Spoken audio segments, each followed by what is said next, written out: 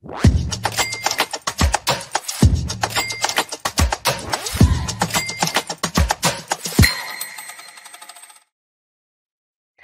a todos e todas, sejam bem-vindos e bem-vindas mais uma vez a um novo episódio do Veja Seu Bolso, episódio esse que aí nós temos a cada semana para trazer um convidado para falar um pouco sobre investimentos, para você que está querendo entender um pouco mais das suas próprias finanças. Meu nome é Juliana Machado, sou editora de Veja, muito prazer estar aqui com você novamente. E o convidado de hoje é bastante qualificado para falar um pouco do movimento de ações dentro de um fundo multimercado, como isso pode ser explorado em mais de uma frente. Vamos falar até de semicondutores, inteligência artificial, e com certeza a gente tem bastante para aprender. Trago aqui hoje o Thiago Cunha, que é gestor de renda variável da gestora Ace Capital. Thiago, muito bem-vindo, como você está? Muito bem, Juliana, muito obrigado pelo convite, uma honra participar com você aqui hoje.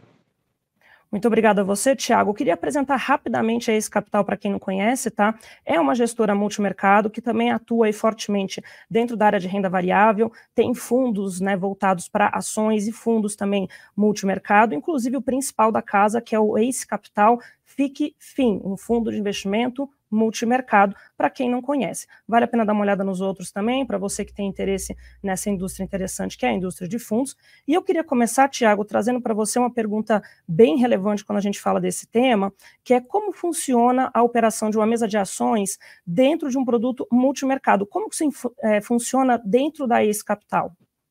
Essa pergunta é muito legal, Juliana, porque normalmente tem uma diferença de cultura, né, uma diferença de horizonte de tempo entre os investimentos em renda variável e os investimentos de um fundo multimercado. Tradicionalmente, o fundo multimercado, ele se caracteriza por ter várias caixinhas, né, a gente chama de caixinhas, mas são vários books ou várias posições diferentes em cada mercado. Então, você tem uma posição de câmbio, tem uma posição de renda fixa, tem uma posição de mercados internacionais, arbitragem, e a mesa de ações, o fundo de ações, ele acaba tendo uma participação também, um book dentro disso. Eu acho que o grande desafio nesse momento, né, é você ter um casamento entre o horizonte de investimento do fundo multimercado com o que são as posições de ações, né, acho que esse é o grande ponto. E fora isso, né, também ter uma gestão, no caso é o Fabrício Tasqueto, o gestor do fundo multimercado, que oriente e coordene todas essas posições, né, porque elas não podem também ser tão grandes ou tão pequenas a ponto de se anularem e você ter um resultado muito próximo de zero, né? Acho que a ideia é você ter um equilíbrio, um balanceamento entre as posições e nos diferentes mercados. Perfeito, Thiago. E uma coisa bem legal da gente poder trazer aqui para quem está nos assistindo, que é uma curiosidade até, né, é algo legal de a gente dividir, que Ace Capital faz referência ao jogo de tênis, para quem não conhece, né? Quando o tenista ele acerta a jogada de uma maneira que o adversário não consegue rebater, né, não consegue defender, a gente está falando que ele fez um ace, basicamente assim que se fala. Levando em conta esse raciocínio, né, pegando isso aqui como gancho, eu queria que você pudesse falar um pouquinho, Thiago, qual que é o ponto mais importante que um gestor de renda variável deve seguir para chegar num resultado como esse, um ace dentro do mercado financeiro? Legal. Esse é a jogada mais difícil do tênis, é a jogada perfeita, considerada perfeita, porque o saque já é o movimento mais difícil e você conseguir acertar a primeira bola, o ace perfeito é sem dúvida o mais difícil. E essa é a nossa proposta, a gente trabalhar muito duro, sempre tentando buscar o nosso melhor. Eu acho que isso para renda variável acaba sendo, com certeza, o principal ponto, né? Você ter consistência, você ter persistência, o que é diferente de teimosia, né? Então, você sempre constantemente aprender, ter tempo de mercado, não significa que você está repetindo aquele dia infinitamente, você está aprendendo a cada dia com seus erros, com seus acertos, para que você coloque isso em prática nos próximos desafios, nos próximos dias e cenários de mercado.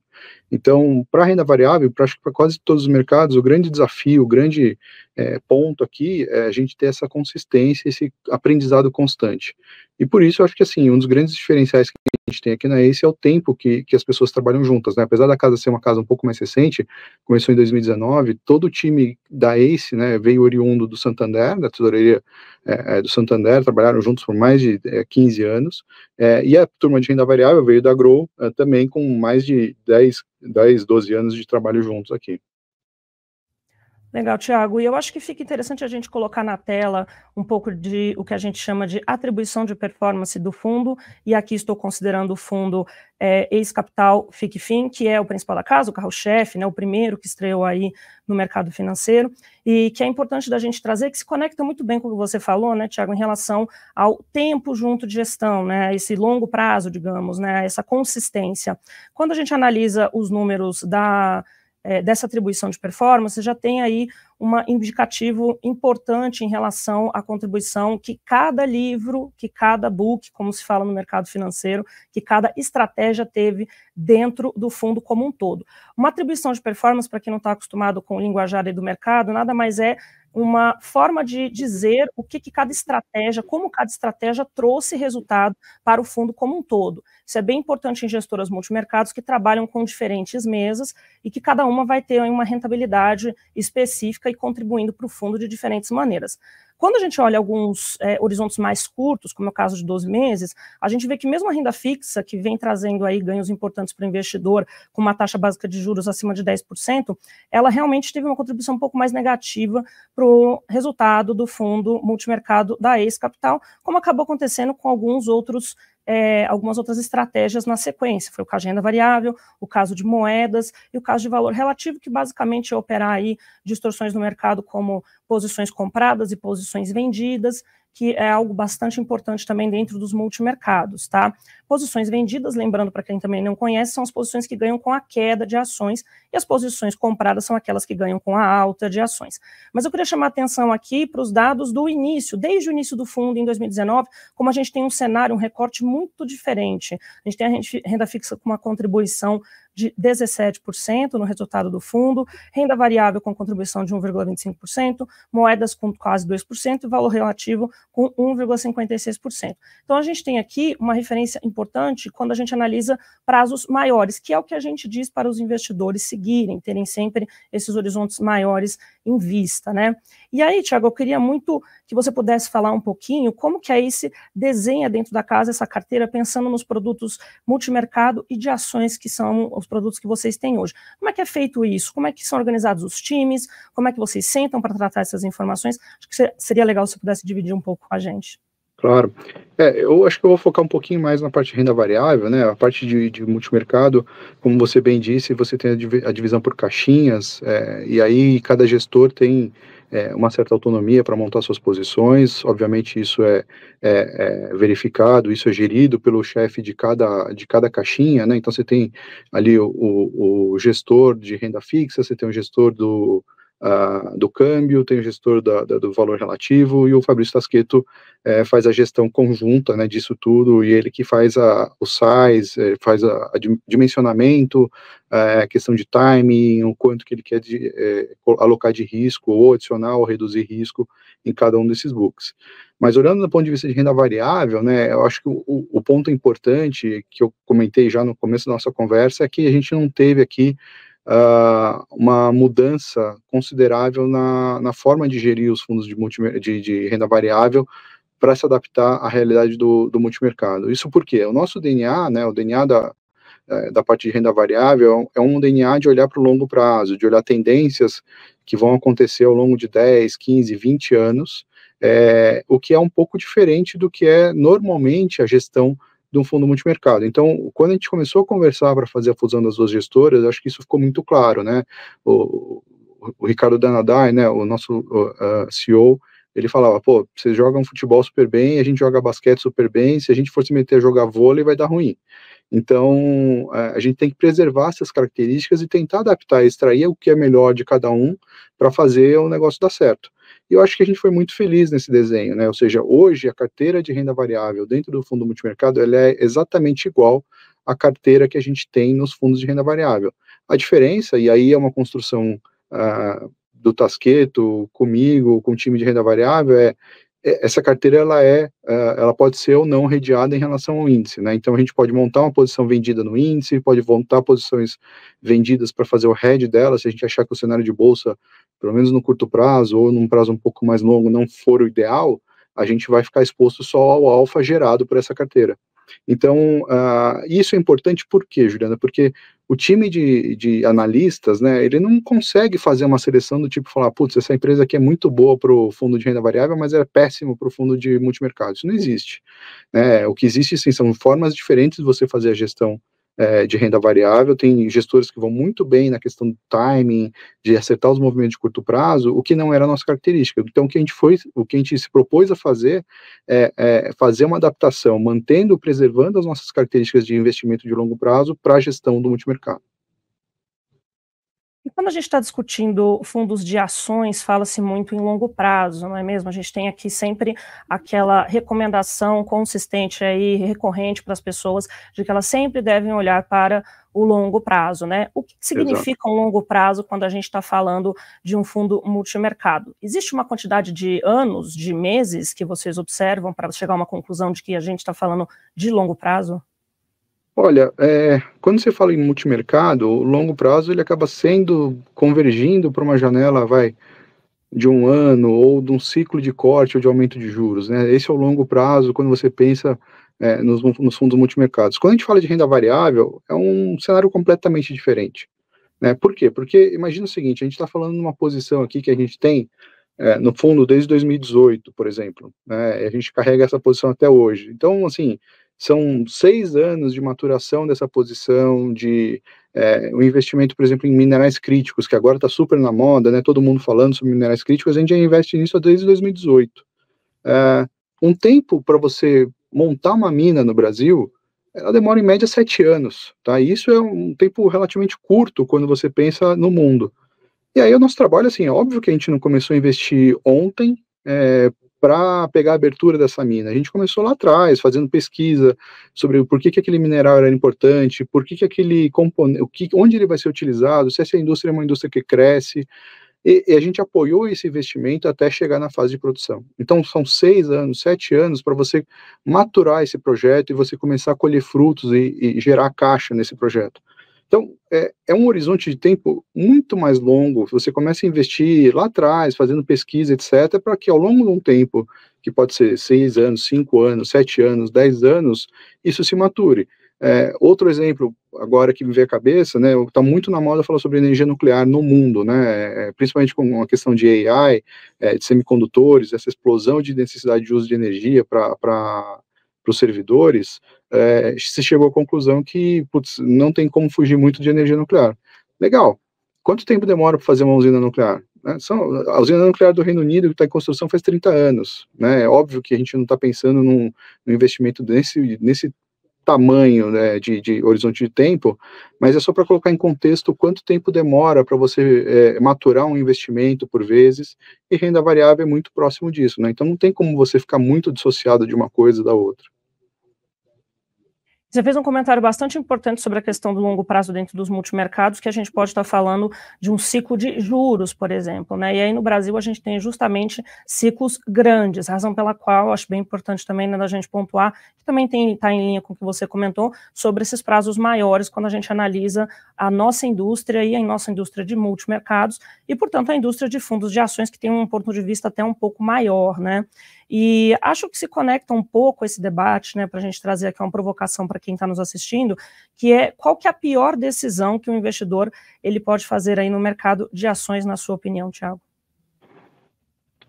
Olha, essa pergunta é difícil, né? Assim, pensando sobre o ciclo de juros, você tem 2 movimentos possíveis aqui, né? Você tem um ciclo de juros lá fora e você tem um ciclo de juros doméstico. E eu acho que o grande ruído que a gente está tendo agora é que esses ciclos são divergentes no momento, né? O que não é muito comum ao longo do tempo.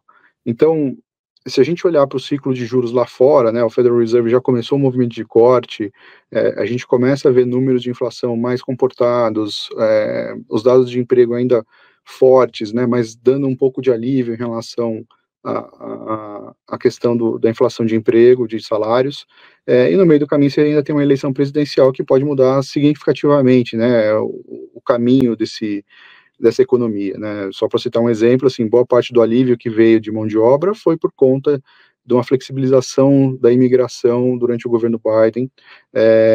Essa política ela é colocada em xeque, né? Quando você pensa no que o Trump tem se posicionado, isso coloca uma certa dúvida sobre qual vai ser o impacto que isso vai ter, né, ao longo do tempo nas questões do trabalho.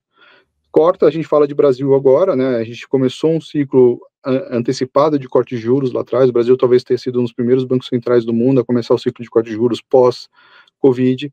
Esse ciclo ele se encerrou e aí a gente é um dos primeiros, de novo, um dos primeiros países a aumentar juros aqui. Acho que as causas são um pouco distintas aqui no Brasil, né? A gente está falando de um aumento de juros muito por conta da questão fiscal, e esse é o principal tema que tem sido discutido. E talvez por isso, assim, o quanto tem essa diferença entre o que está acontecendo no Brasil hoje com relação ao resto do mundo.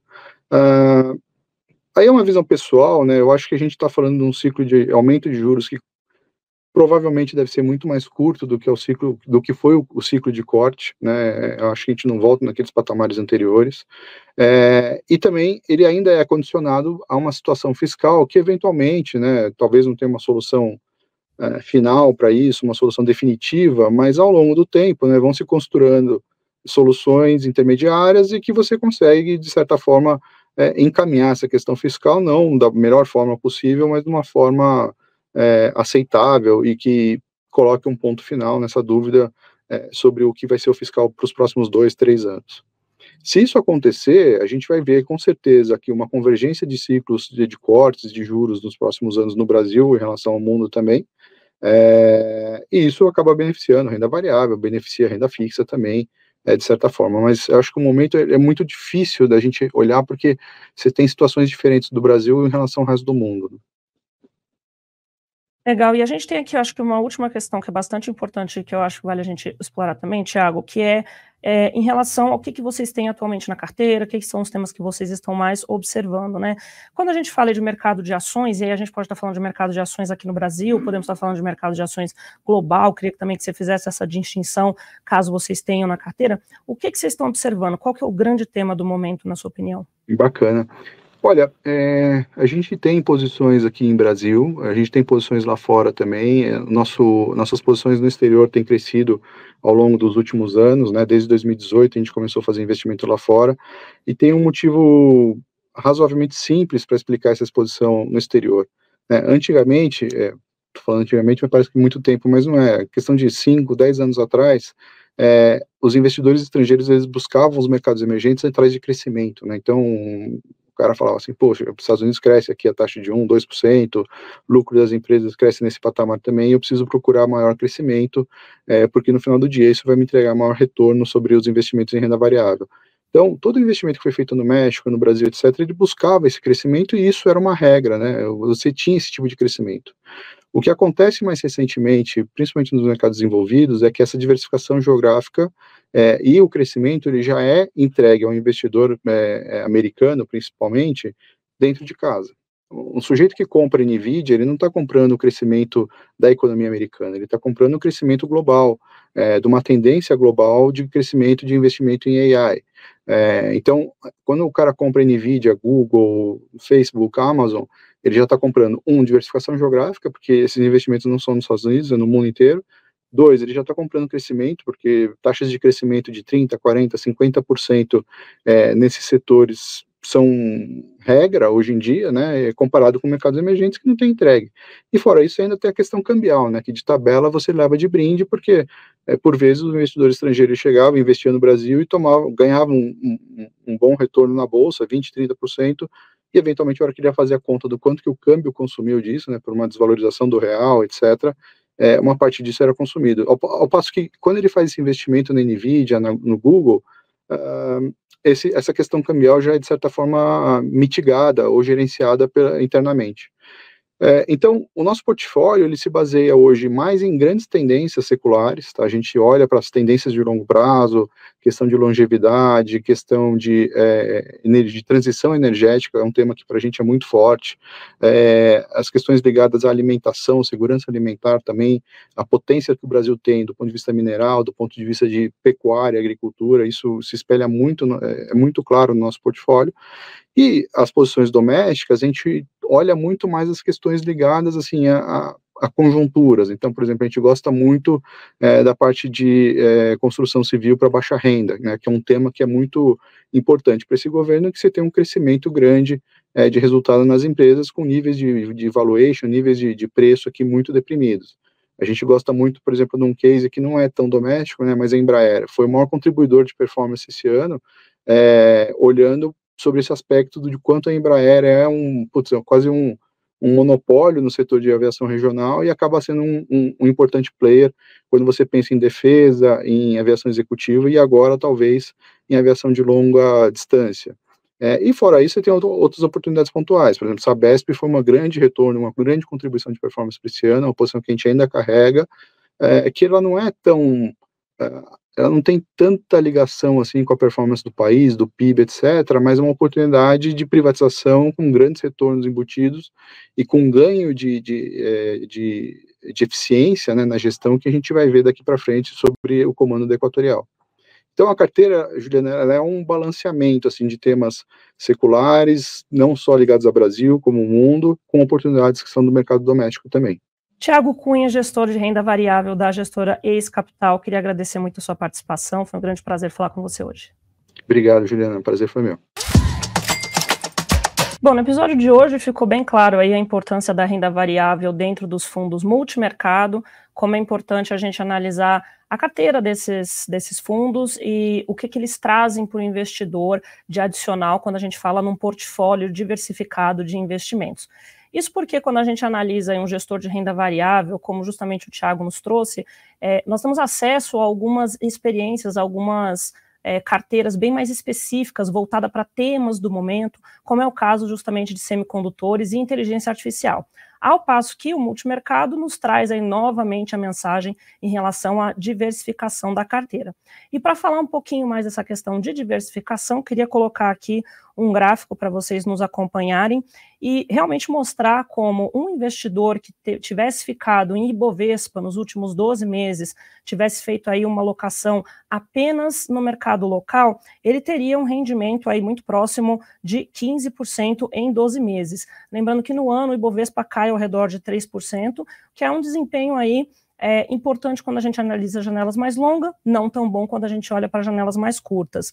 Por outro lado, o S&P 500 mostra aí como está estrondosa essa questão em torno das ações de inteligência artificial e de tecnologia. Esse índice S&P 500 que reúne as 500 maiores companhias do mercado americano sobe 44% no ano e, como a gente pode ver no gráfico, em 12 meses sobe 56%. Aqui realmente a gente está falando dessa força dessas ações de tecnologia e como o investidor, ao invés de simplesmente escolher como qualquer um dos dois produtos, pode se expor a eles, seja por meio de um fundo multimercado que vai operar ações no Brasil e vai operar ações no exterior e podem capturar esse movimento, como também podem investir localmente por meio de fundos de índice, que são os ETFs, que são fundos negociados na Bolsa de Valores e acompanham o desempenho de um índice, no caso o S&P 500, quando você entra na sua corretora, você tem acesso a esse tipo de produto, e você também tem os fundos multimercados que vão fazer esse trabalho por você, vão escolher quais as ações, vão escolher qual a exposição no índice, e vão te ajudar aí justamente nessa construção de carteira. Lembrando mais uma vez que essa parte da diversificação, aliada a uma escolha de ações específicas, bem estudadas, é uma força motriz importante que muitos analistas acabam pontuando quando a gente fala de construção de portfólio. É isso por hoje, Veja Seu Bolso está terminando, eu queria agradecer muito você que nos acompanhou até aqui, e lembre-se que semana que vem nós estamos de volta com mais um episódio. Um abraço e até lá.